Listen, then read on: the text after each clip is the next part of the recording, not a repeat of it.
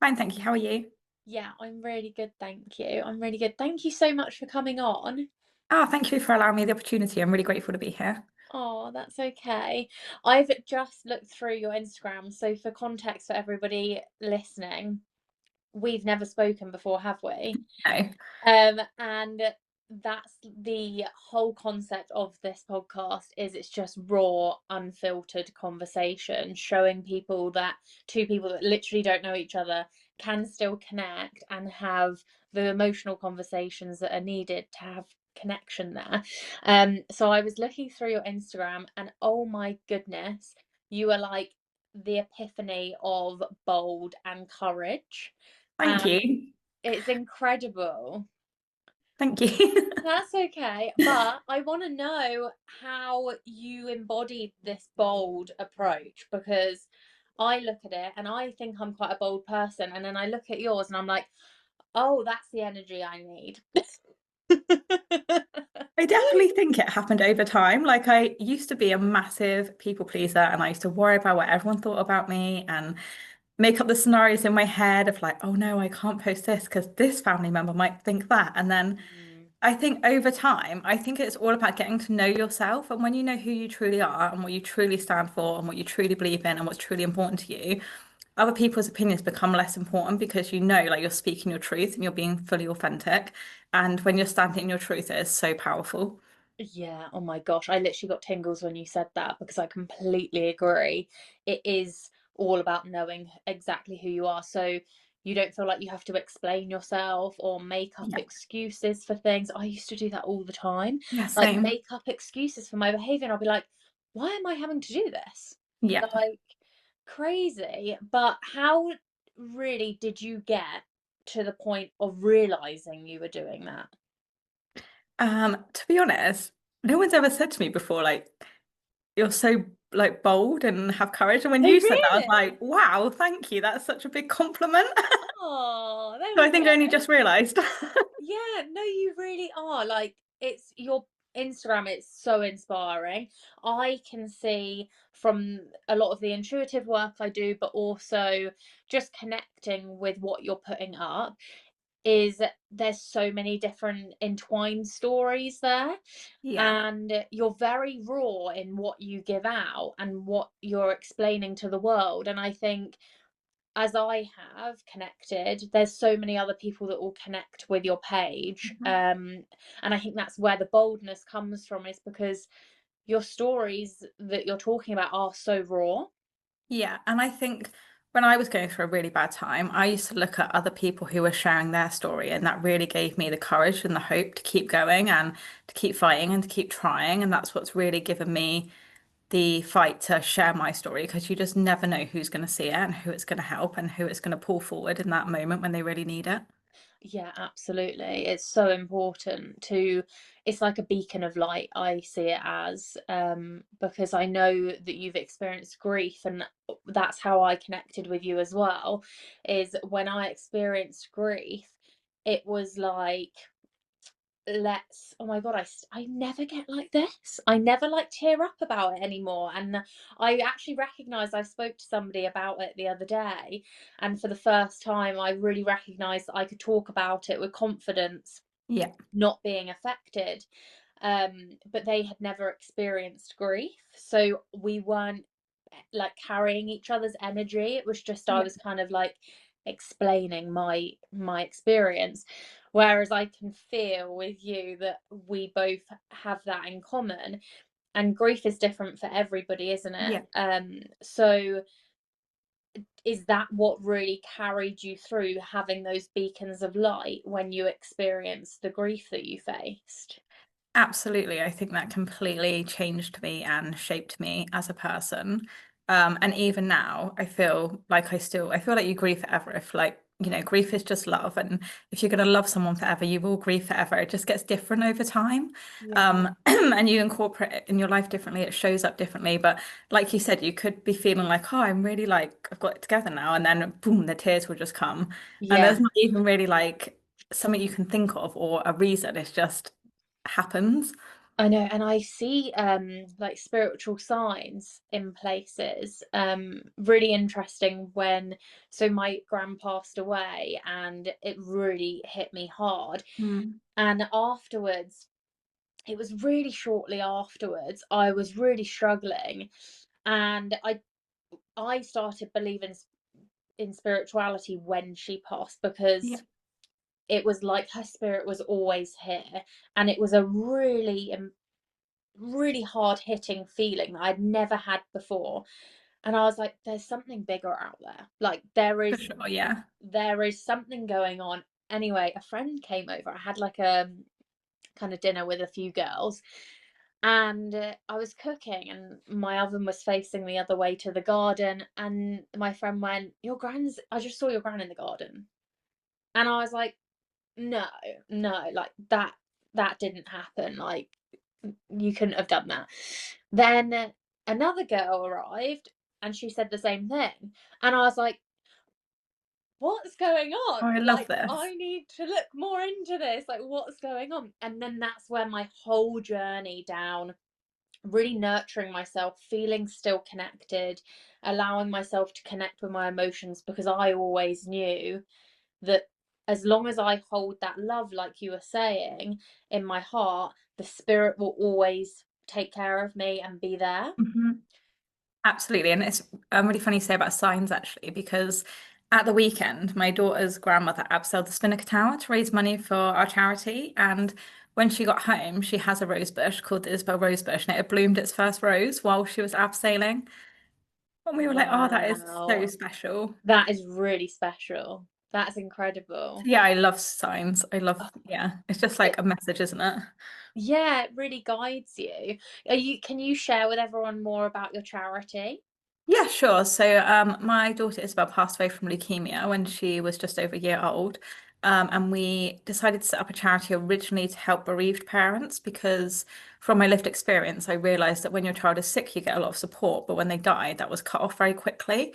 Um, and people felt very alone. So, we wanted to pay, even if we paid their bills for 3 months, just to give them more time to grieve or pay their funeral costs or headstone costs, anything to take off that financial burden whilst they were grieving, really. But we did actually go to Parliament in 2017, I think, or 18, and helped bring in the children's funeral funds. So funerals are free for all children in the UK now. So we were able to move our focus. So now we do dry suits, which helps children with cancer go in the water. They wouldn't be able to otherwise because they have Hickman lines in their hearts. And we give them supermarket vouchers if they're financially struggling. We pay for complementary therapies and we provide free holidays in our holiday home in Dorset. Wow. That is incredible. Thank you. Wow, you should be so proud of that. That's phenomenal work. Thank you so much. And what's your reach? Like, how many people are you reaching with your charity at the moment? So we've been going 10 years this year and we've helped over 1,200 families. So yeah, we get a lot of applications. Oh my gosh, it's so needed, isn't it? Yeah. And like you said, it's just a really nurturing time where people do need to still connect with love and just be held Yeah. to be able to do that because it is really difficult time and I I didn't realize that you all of your support is cut off after when you're grieving. That's quite a sudden process, isn't it? I honestly think like being bereaved and grieving is such a lonely journey because you can be surrounded by people, but no one really knows how you feel. And it's not something you can explain because unless someone has lived it, which you wouldn't wish on anyone, they're not going to understand how you feel. Yeah, 100%. And even in a family, everyone will grieve differently, Yeah, for and sure. everybody's relationship with everybody is so different. It's like if somebody had six kids, every single child would have a different relationship Yeah. with their parent. It's the same as that is I remember a lot of my family members actually grieve differently with my gran and I think sometimes in families comments can be made of being like, oh, you're so emotional, or like it's why is it hitting you so harder than everyone else? But everyone has to understand that they're gonna process it in their own way. Yeah, And but I always do think from that experience is even the people that look okay and look like they're being really strong, they still need to be held. for sure. I think that was me for years because I was literally disassociating and suppressing my grief because I didn't want people to feel sorry for me. So I was just pretending that I was okay when I wasn't okay and probably did myself a lot more damage in the long run by not expressing my emotions. And I don't know if that's like an English thing, just have, we're fine, everything's fine when it's really not fine. And I think that's why I've started sharing my story more because I want to make it more normal for people to be like, actually, I'm having a really bad day and I feel awful and I just want to cry all day. Oh my Like, gosh, yeah, 100%. I think our society, having many people pleasers within it, is a very British cultural thing yes, to be like, yes, I will put you before me all the time. yeah. And we're just Um, damaging ourselves by doing that. yeah, and it does. It really eats into your body, and I'm sure you felt for a long time if you were doing that that you were kind of blocking yourself off from having joy and having love around you. Mhm. Because I think as well, some people want to retract themselves so much because maybe they don't feel they deserve love when love, Yeah. the life wasn't there for that person. And you absolutely are deserving of love, even when Also, I you're feel like, struggling. sorry. Yeah. There's a lot of guilt as well. So after my daughter died, I felt really guilty for feeling happy and for experiencing things she couldn't experience or for celebrating my birthday when she couldn't celebrate her birthday. And yeah, I definitely think survivor's guilt is a real thing. Yeah, it does make sense though, doesn't it? Because we Hmm. really care and we want to celebrate that person. And I think for me, that really has been really healing for me is still celebrating the milestones. Yeah. So then it's helped me with the processing on my birthdays to be like, oh, that person would have been here. But now it's kind of like, I know they're still here and I'm going to keep celebrating them and giving them love because as long as I do that, they will stay. Yeah, for sure. I totally agree. Yeah, do you? Yeah, we always do something to mark Isabel's birthday.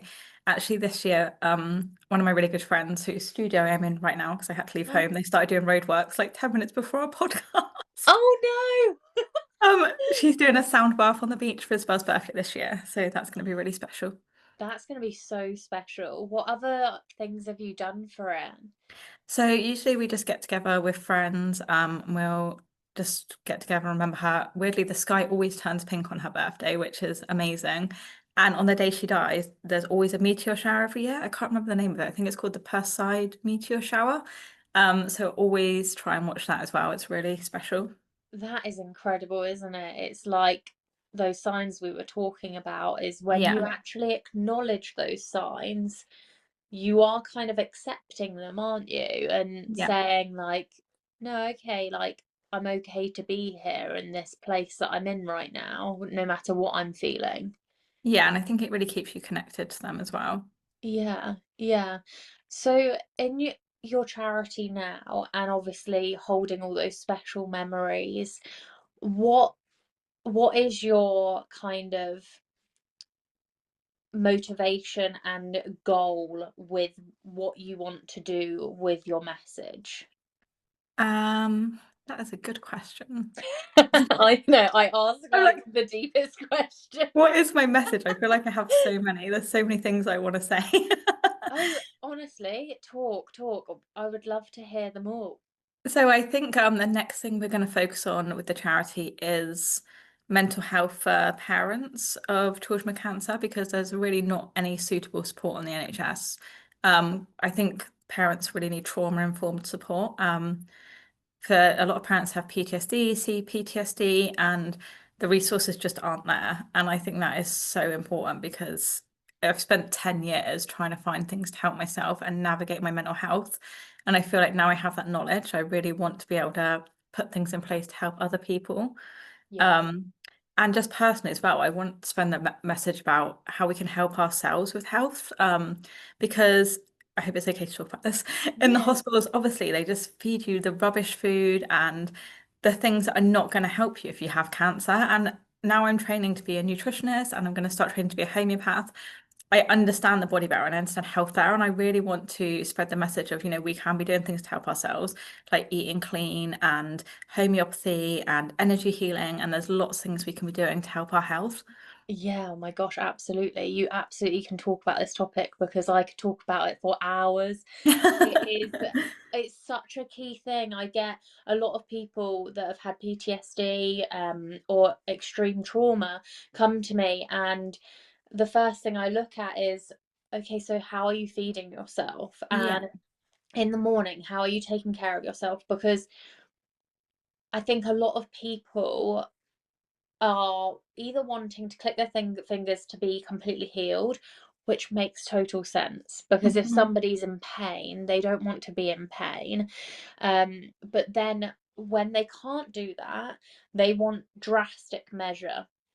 And that's where often people go to quite extreme lengths to find a way to help them. And I then get people in those situations that have been like, well, I've tried everything and nothing's worked. And I'm like, okay, so let's strip everything back because Yeah, currently what you're doing isn't working. So yeah, let's just strip everything back and let's have a look. What are you eating? Oh, okay. So you're really struggling with being grounded. Okay, are you eating nutrients that grow in the earth, like root yeah, vegetables, potatoes, earthy foods? And then, if someone's struggling with their gut, like, but like foods that help that. And yeah. I think that's so important in the morning. Like, are you seeing sunlight? Are you getting outside in the fresh air? Are you splashing your face with cold water?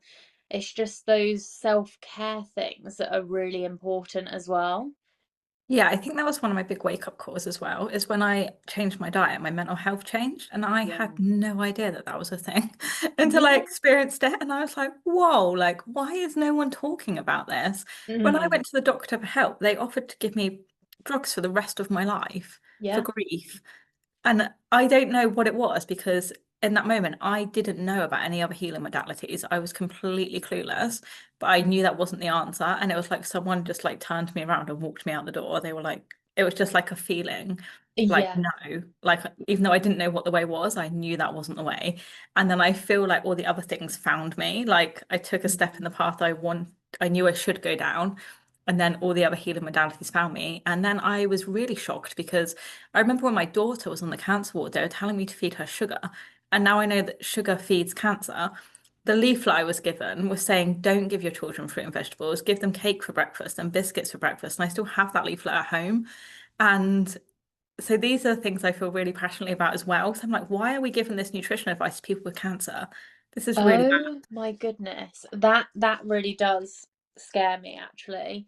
And I've thought for a while with my energy work that I do a lot of like chakra healing and yeah, with the energy healing, it's releasing the trauma from the body. Mhm. And often people feel that very quickly they feel lighter, they feel more energized, they're not struggling with like chronic fatigue.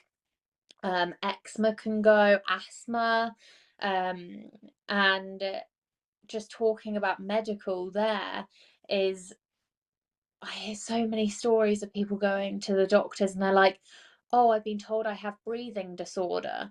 And I'm like, no, you just haven't been shown how to breathe properly. That's it. Yeah. It's not a disorder. It's just you're not breathing into your stomach, you're breathing into your chest, and then your chest is going tight. But somebody just needs to talk you through how to breathe. Yeah. That's not a disorder. Um, It's wild, isn't it? yeah, and multiple different things. Gosh, we could really go down a rabbit hole because I feel very passionate about it because I had the same as you. Um, I was grieving. I experienced some sexual assault and I had a lot happen in the space of 1 year. And when I went to the doctors, they did within literally 5 minutes, they were putting me on really high doses of medication. And I remember looking at them and going, I'm asking you for help. I'm not Mm. asking for a tablet. But I didn't even feel like I could say that to them. I Yeah. felt so judged. That and I just, if I didn't have the real strength within me to go, no, there's something more out there. That this is Yeah. not the what I need. This is not, because your body does know.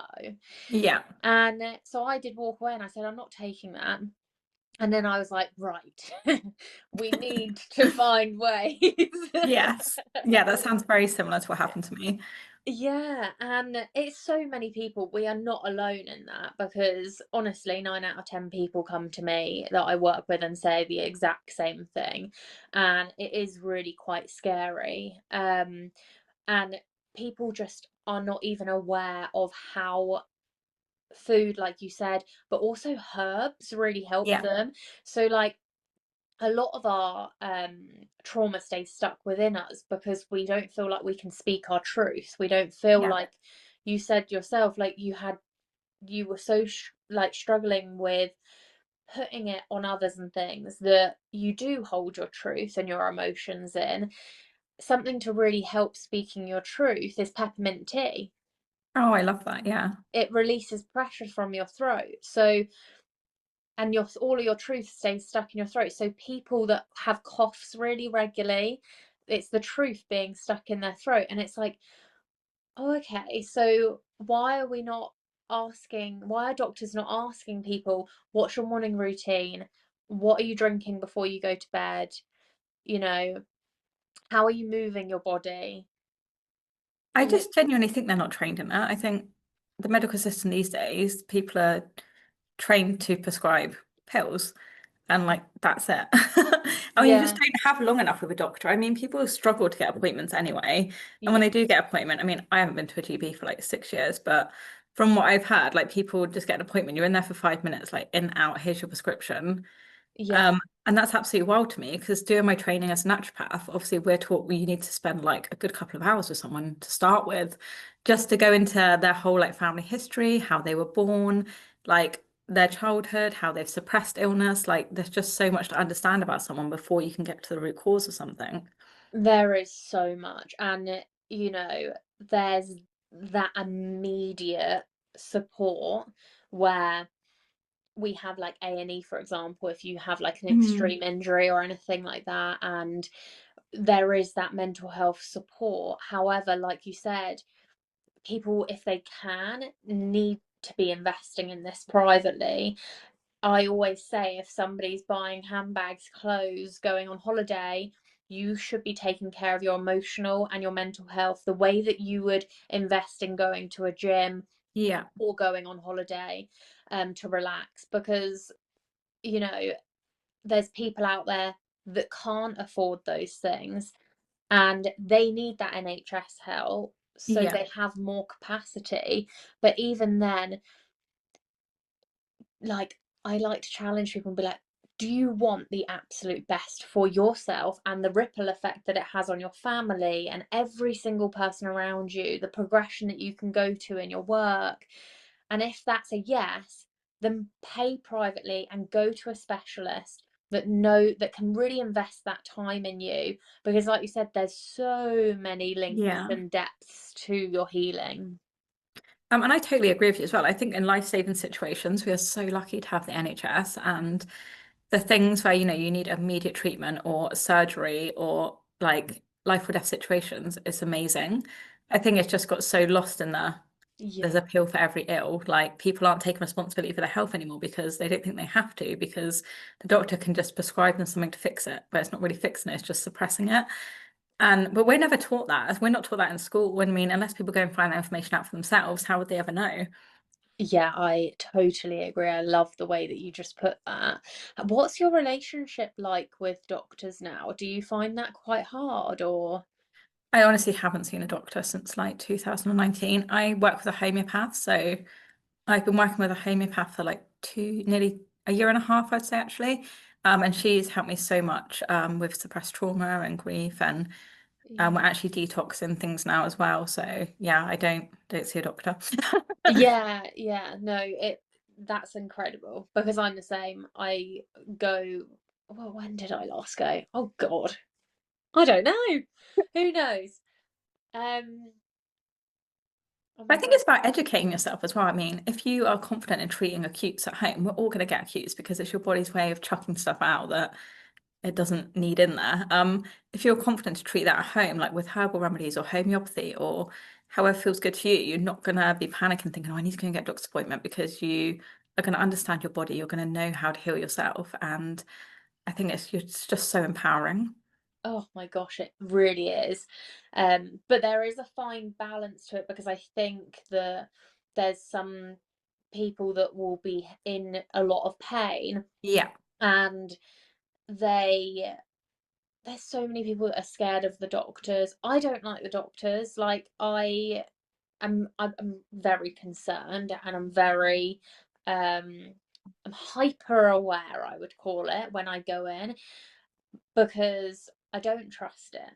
That yeah, experience for me really took me back. And then I did have one more since that. So that was, I think, 2017. Since then, I had one other appointment, and I've always in my life, not as much recently, but struggled with chest infections.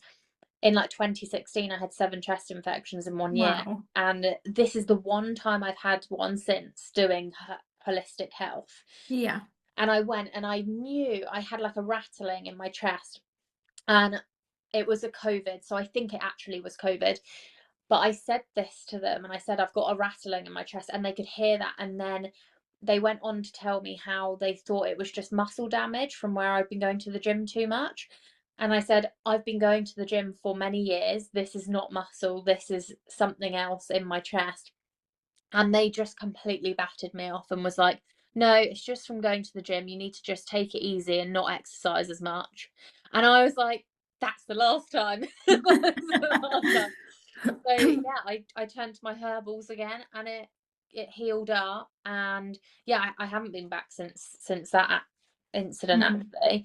Um but I do think we have to think about it is like, okay, if you're in really bad pain, go get it Yeah. checked. If there's nothing explainable there, it's probably going to be an emotion in your body that's getting stuck and it's going to start eating away at your physical body because that is how our emotions work. But I don't think, like you said, we're not taught it. I don't think people know. No, I don't think people know. And like you said, a diagnosis can be really helpful. So I know people who will get a diagnosis and then go back to the homeopath and they know what to look at to Yeah. treat. And also, I think, like you said, it is a fine balance. Like if you're feeling really bad, if you have an infection or something and you need to take antibiotics, like if you're not taking them all the time, you can support your body afterwards to recover from that and heal from that. Like, yeah, that is a fine balance. Yeah, absolutely. Can you share with us some of the rituals that you do now to take care of yourself? Yeah. So I'm just trying to think, there's so many. So I definitely do not drink alcohol. I haven't drunk alcohol for 4 years. I think that was one of the best things I could do for my mental, physical, and spiritual health. Um, that's just a personal choice. I know some people can drink alcohol now and again are absolutely fine. So there's just no judgment. I just feel like with grief, for me, that didn't really work. Yeah. Um, I like to go to bed early. I don't think I've been out in the evening for years. Literally live like an old lady. So I try and get good night's sleep, even if I don't sleep well. I like to go to bed early, get up early. I like to meditate. I take my supplements and my homeopathy in the morning. I like to journal. That's really important for me as well. What else do I do? Oh, I do my lymphatic like massage every day to open up my lymph nodes. Oh, wow, that's amazing. Yeah, I just learned it off the Doc Talks Detox YouTube page. So she'll teach you how to do your specific sevens, and it takes like 5 minutes once you know, but it's made such a huge Oh my difference to my gosh, can you health. can you talk us through a bit Oh, of I'll what you try. I'm not do? a professional. No, I know you're not a professional, but just for example, me Yeah. as an average Joe, just wanting to maybe explore into something new. Yeah, sure. So she teaches you how to do your specific seven lymph nodes, and where they are, and you just literally put your fingers on Amazing. them and pump them for like 30 pumps. You do your specific seven, which are your termini, I think that one's called. And then you've got the ones here by your tonsils, the ones underneath your termini, like your armpits, um, the one in your stomach, which has got a really funny name that I can't remember, your groin and your knees. And also there's some signs. So like if you've got like an arm puff, that means your lymph nodes there might be a bit stagnant. This was really puffy for me, the termini, before I started, and that's like gone in now. My calves have shrunk. So yeah, I've seen a really huge difference just from that little routine every day. Yeah, that is incredible. That is so amazing because you are just releasing yourself. There's um with my energy healing, I often, because in a session, for example, here, I'll feel how the person is feeling. So sometimes if their heart is hurting, if they've experienced a loss, I'll feel it in my heart, and if it's really intense, I'll feel like a burning sensation. Mm. And I'll say, just put your hands on your heart for me and hold it. And I want you to imagine yourself holding your heart right now. I won't feel the pain anymore. Oh wow. And other ones that I feel, and if they tap with their fingers, Yeah. it then releases a cry, and often we really hold our cry. Yeah. um so that really helps them. And when people, their truth in their throat, and when they don't feel like they can see clearly, just tapping Yeah. on their forehead here. And I use a lot of like touch and tapping because when we hold ourselves, it heals us. Yeah. I've heard really good things about tapping. I have done it like a few times just to help when I've had like anxiety or I did have a really nice lady I used to work with who taught me, I think it was like the butterfly one, Yeah. and that used to really help me.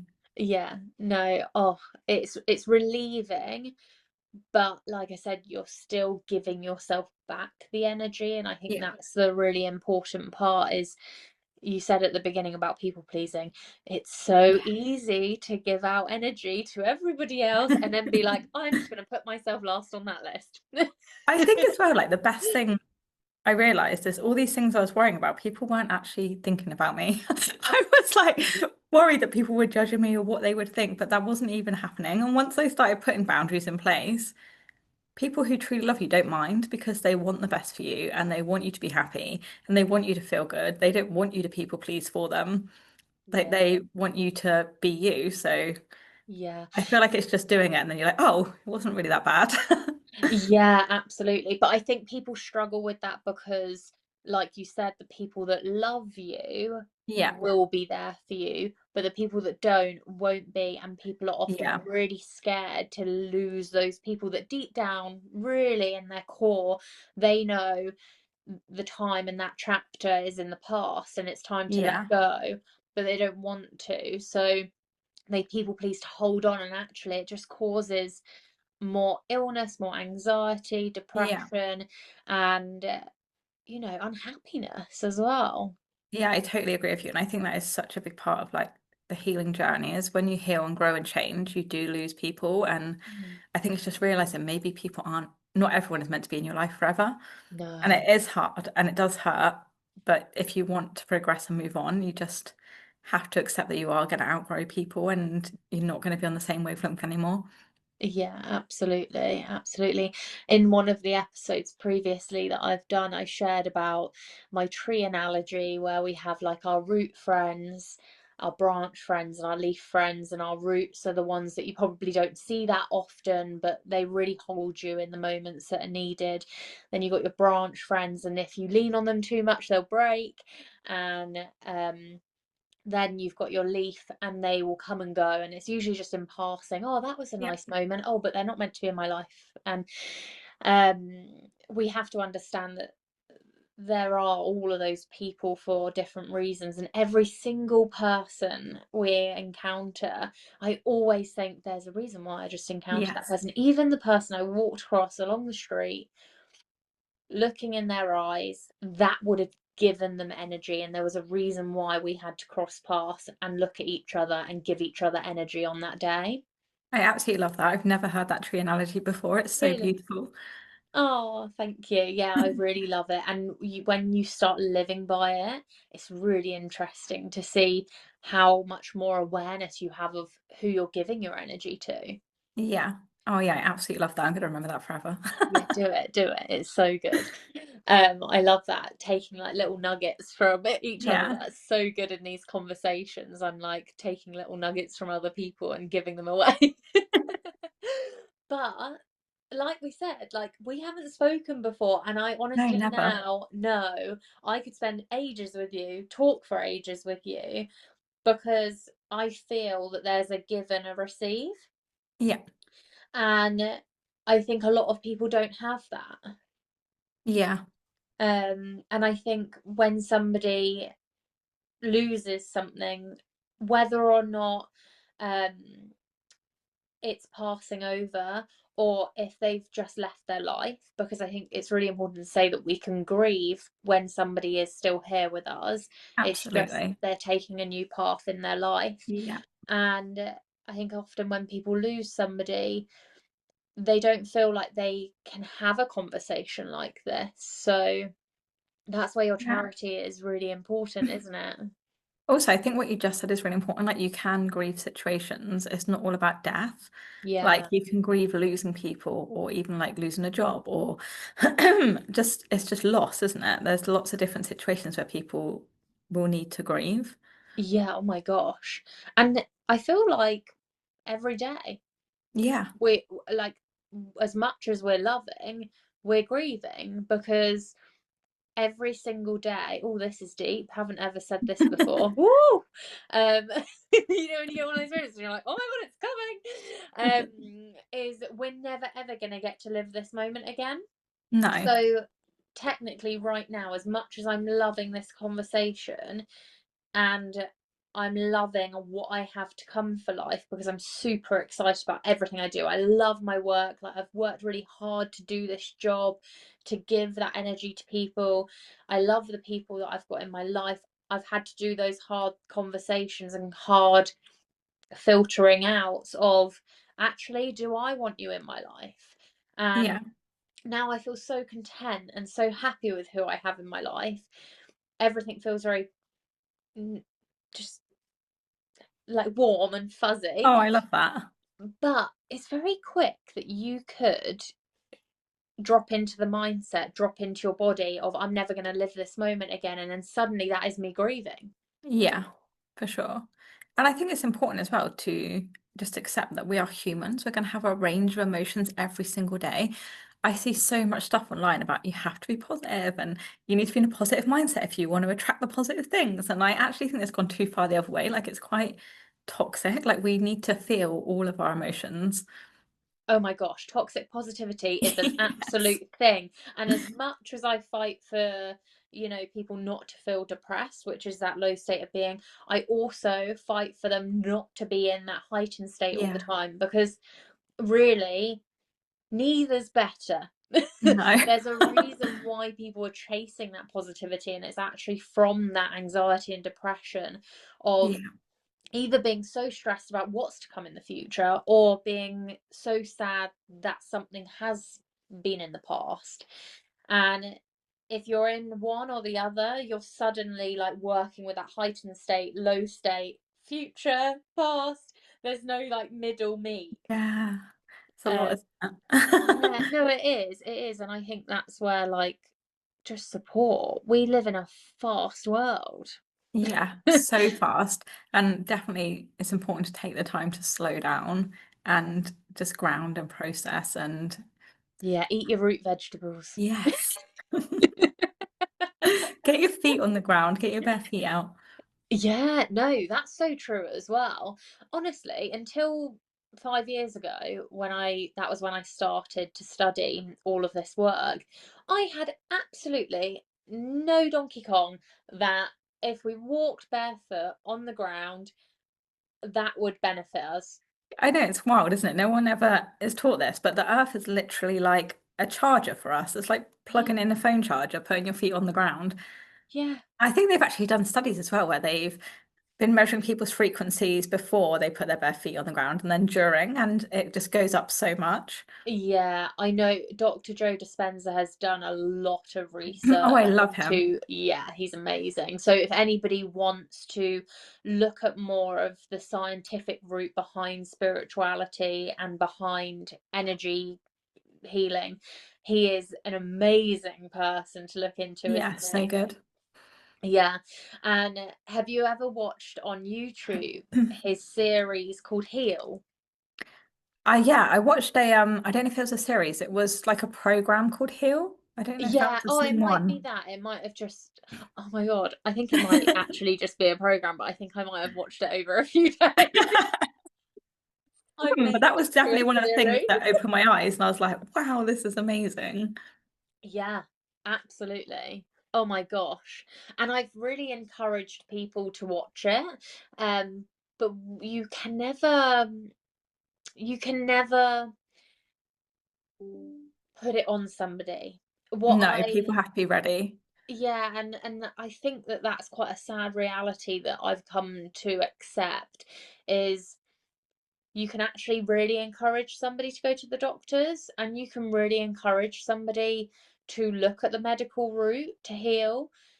When it comes to a holistic route, people are so skeptical, and Yeah, I have seen double fold success in healing holistically than using the medical system when it comes to anxiety, depression, hmm, chronic fatigue, illnesses that often can't be explained yeah. medically. It's phenomenal, this work. So I had all of the symptoms of chronic fatigue and fibromyalgia Okay. in the years after my daughter died, Yeah. and I have healed them, reversed them. I don't know, they've gone just from like changing my diet and lifestyle, and just from eating better, hydrating myself, taking supplements, having better habits. Yeah, I don't yeah. have any of those symptoms anymore. It's incredible. I love it. Like But I how, think I should talk about that more because if you looked at my Instagram, you probably would think, oh, she's just lucky, she's healthy. Of course, it's easy for her to say this. oh my gosh, no, no way. I do not say that at all. I look at your Instagram and like I said, I'm like, wow, a bold woman with a lot of courage. Thank you. That means a lot to me. Thank you. Yeah, but I didn't know, no. And yeah, talk about it more because I mean, I was never told I had chronic fatigue, but during my learning, I specialize a lot with chronic fatigue. Most people come to me, they have been diagnosed with it because, like you've experienced, is it is massively to do with how you're nurturing your body. Yeah. And when if a doctor ever says there's nothing that can be done, this is how you're going to be for life, come to us Yeah, because it's it's not not true. the way. It's not true. You can nurture your body differently, you can hold it differently. And um, I just believe that there is healing out there for anything that can't be explained. Hmm. And I always say, like, when a doctor says there's nothing more that can be done, what he actually means is there's no more prescription pills I can think of. Yeah, there's nothing more that they Yeah, can do. exactly. And it's also important to remember that I think people give doctors like godlike status, but they are also human. Yeah. Like they don't know everything. And actually, I think this is important to share. When my daughter was ill, I was really advocating for her to get the CAR T cell immunotherapy treatment that was in America. And the doctors told me, like, no, she can't have it. She's too small. She wouldn't survive the treatment. And then shortly after she died, I saw that another baby that was the same age and same size and same cancer had been given that treatment. And so I went back to them. What's the treatment? Sorry. Basically, they take your blood and I think they like kind of train your cells to fight the cancer and then put it back in your body. So it's Wow. quite like revolutionary treatment. And I went back to them and I was like, you told me my child couldn't have this, but this child has had it and she's the same size. And they were just like, oh, well, we didn't know. Sorry. I'm like, Yeah, you didn't okay. even listen or investigate. So yeah, they don't know everything. And it is important to do your own research. Yeah, absolutely, 100%. Because also it's personal.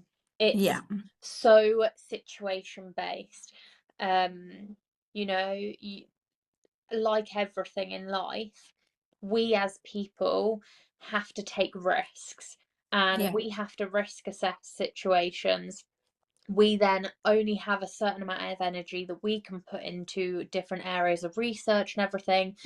So a doctor that is on high demand, maybe personally, as a person, not the NHS Yeah. system or anything, they might be incredibly risk averse.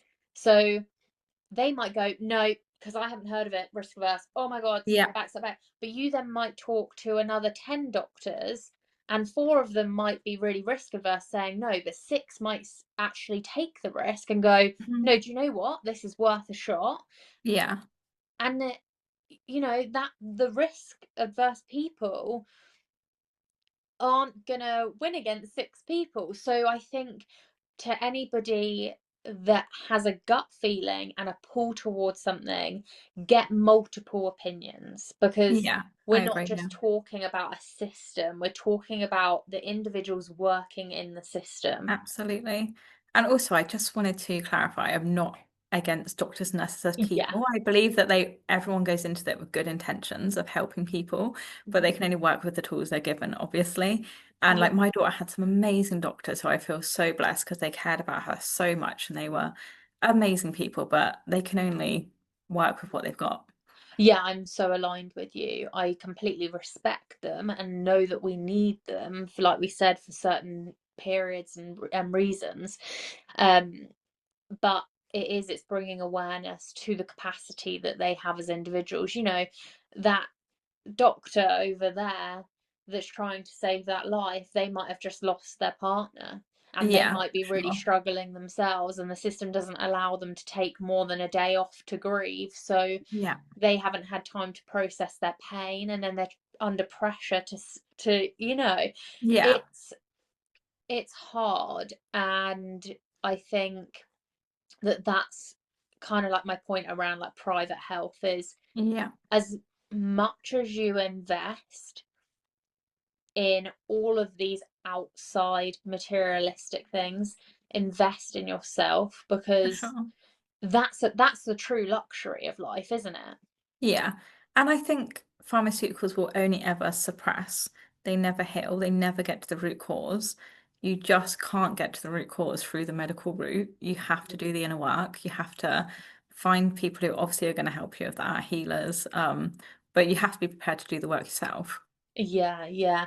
I actually was fortunate to cross paths with a well-known doctor from California, and I'm not going to share the whole story because it's theirs to share, but they, after I think it was like 20 years in the industry, they started to recognize some really damaging movement in the pharmaceuticals, and they were a huge pharmaceutical provider as well. Mhm. And they took a step back from their whole business, their whole like empire that they had built, to go, I can't be a part of this anymore. And that's so brave as well. How incredible is that? Because also like the to let go of everything, to be like, this is not okay.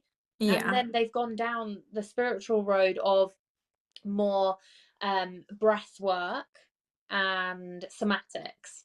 Yeah. And now they're doing loads of work with that. And I think I just was so empowered by that story, because whenever It's so somebody brave. comes to me, yeah, and says, oh, but it's not like backed by science, I'm like, well.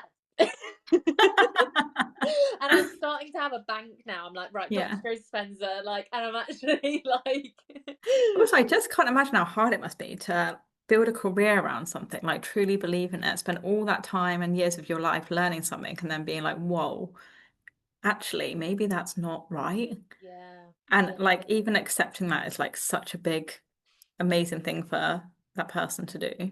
yeah, 100%. Quite scary, actually, isn't Yeah. it? I think, yeah, very scary. Because Yeah, like, just find out everything you were taught just wasn't true. And yeah. But I think, oh, another deep comment here. But I think that the people that work in the medical field, we all have pain, right? Mhm. Nobody on this earth doesn't have it.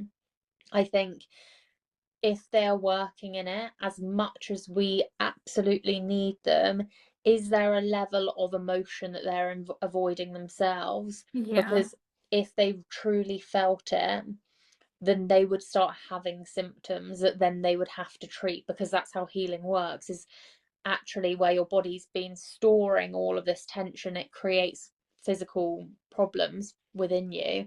When you start to heal, often people will start feeling those symptoms at a more Hmm. higher rate, because they're releasing, and Yeah. then they settle and they start to calm down and they find the clarity and everything. And I think, are people in the medical system so overworked Hmm. and don't want to face their own pain and are so suppressed that maybe they can't discover this? Yeah, and I think that's really important what you said. When you do start healing, it's not all butterflies and rainbows. You are releasing things, and you Yeah, do have to get through that bit. yeah, there's definitely highs and lows, isn't there? Yeah. Yeah. I mean, I definitely think it's worth it long term, but yeah, you do have to be prepared to feel and deal with the releasing. Yeah. Did you face that a lot, Yeah, or? so when I started working with my homeopath, she's helping me work with like suppress like trauma and grief. And then since then we started detoxing. So I've been detoxing antibiotics, contraception, whooping cough vaccine. And yeah, just things coming out like physically, emotionally. I definitely went through a lot of years where I wouldn't cry because I had suppressed everything so heavily and disassociated. And now I'm literally like a waterworks. I cry every day. But I'm Yeah. like, this is amazing that I can do this. Yeah, absolutely, 100%. And sometimes those tears aren't sadness. Tears No. can also be like the happiness of release. Yeah. But yeah, it's just I feel much healthier in a much healthier place, being able to actually just feel my emotions. And I think as well, another reason why I suppressed is because you don't want to make other people uncomfortable with your big Mm. feelings and your big emotions and what you're going through. You don't I want to be a think, burden. yeah, true, true. You don't, and you don't know what that person's going through Yeah. themselves, so you don't want to trigger them. But I think that that's where we have to be very careful with who we're giving our time Mm. and energy to, because the people around you, even if they're struggling with the same thing, they shouldn't trigger you. They should be able to have their own boundaries and say, do you know what, right now I can't have this conversation with you, but Yeah. I do love you and I will be here for you. Just today, I can't have this conversation. Yeah. And there should be respect there. Or the other way is that that person that's upset understands that it could trigger that person, Yeah. and they respect that, and are very aware. And I think the more awareness we have, the more alignment we have with the people around us. Absolutely. And I think as well, being able to just talk openly on Instagram is Mm. really helpful as an outlet. And I've actually connected with like some amazing people who have become my best friends. And that never would have happened if I wasn't just speaking my truth. Yeah, yeah, 100%. I actually, a few years ago, really struggled with that process of like letting people go that were in my life. Yeah. And I actually had a healing session done, and they were like, you have a community, but the community is just different to how you've ever experienced it. Your community are online, they're still your friends, they're supporting you, they're there to hear you. That is what a friendship is. Yeah. Um, and I'm the same. Like, the people I've met online are incredible. Yeah. And I really love social media for that. I mean, I know there's like good sides and bad sides to everything, but I think it does have a positive like side in the way like you can connect with people and find other people who are on your wavelength and you just don't feel like so alone then. Yeah, I mean, we wouldn't have met. Exactly. And Also, yeah, I do those. think it's important as well about who you're following, and I think that's like an energy exchange as well. I'm very careful about which accounts I follow and like what I allow into my energy field and my mindset. Oh my goodness me, yes, those small actions are huge. Yeah. Um, but that is where, like we said, I don't think people are aware of what energy is and No, how those situations really impact. It's not just when you're in person with somebody, it's no. also somebody could be on the other side of the world and they could be talking about you, and that impacts your energy. Yeah. The following, absolutely. And even when somebody thinks about you, they might not even be speaking of you, just thinking, Yeah. it translates through. And um yeah, you've got to use your Instagram, use the social media, like you said, to benefit you, not Yeah. hinder you. Yeah. So you're not just like consuming all the time. Because Yeah. I think as well, what you allow into your mindset and into your mind is going to affect your life as well. Like our minds are so powerful. Um, Yeah. I think we learned about, I think it was in the course I'm doing, we learned about this guy who was told he had terminal cancer and he was going to die in 3 months. And he told everyone, and 3 months later he passed away. But it turns out he'd never had cancer. He was misdiagnosed. So he literally thought himself to death. Like, and I think Joe Dispenza talks a lot about the power of the mind as well. Is it Joe Dispenza who healed his back with his mind? Was it him Yes, who had the accident? I'm It's gonna in the look it Hill up. documentary, isn't it? Yeah. Was it him though, or was it one of the people Yeah, in I'm it? not sure if it was actually him or maybe he talked about it. I'm gonna look it up. But Okay. it was either him or somebody on the show. Yeah, it was. And reducing cancer cells as well, wasn't it? Yeah.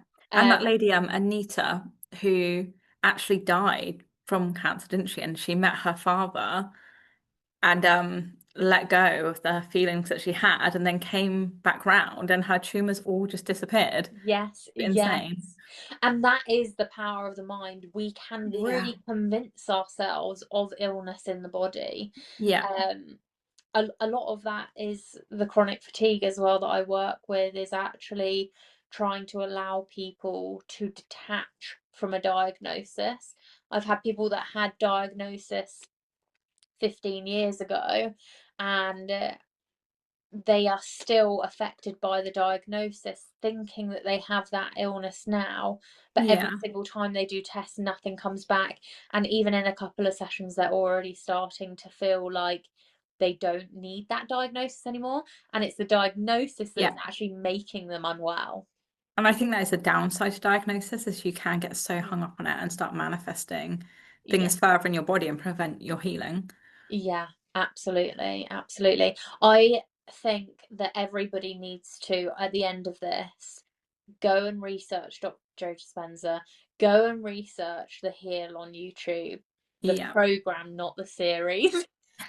Oh, and also Dr. Bruce Lipton is a really good one. He used to be a medical doctor, didn't he? And then he started seeing things completely differently. Yeah, and there's another guy that I follow, and I'm so bad with names. I know I could tell you loads of their stories, but I'm Yeah. so bad with names.